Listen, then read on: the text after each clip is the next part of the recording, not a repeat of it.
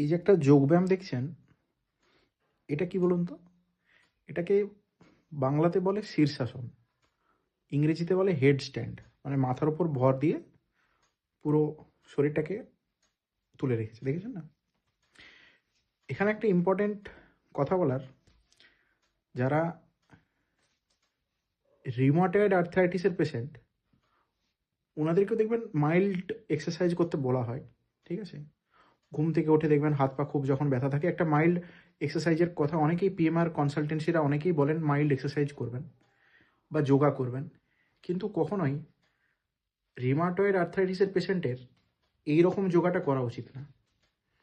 কারণ রিউমাটয়েড আর্থ্রাইটিসের যে patient, mainly RA patient যারা, ওনাদের কিন্তু আমাদের যে শিরদাঁড়া আছে না, আমরা যদি দেখাই ছবিতে একটু, এই যে দেখছেন, এই যে জয়েন্টটা C1 C2, এই দুটোর মধ্যে যে জয়েন্ট বা অ্যাটলান্টো অ্যাক্সিয়াল যে জয়েন্টটা না, এই জয়েন্টটা খুব দুর্বল হয়।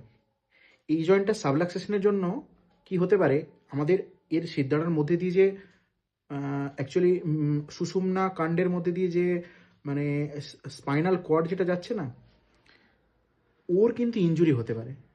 এবং ওর যদি ইনজুরি হয়ে যায়, কম্প্রেসিভ মাইলোপ্যাথি হঠাৎ করে, সঙ্গে সঙ্গে কী হতে পারে, পেশেন্ট কিন্তু পড়ে যেতে পারে এবং চারটে হাত পায়ে কিন্তু একদম অবশ, আর কাজ করতে পারছে না।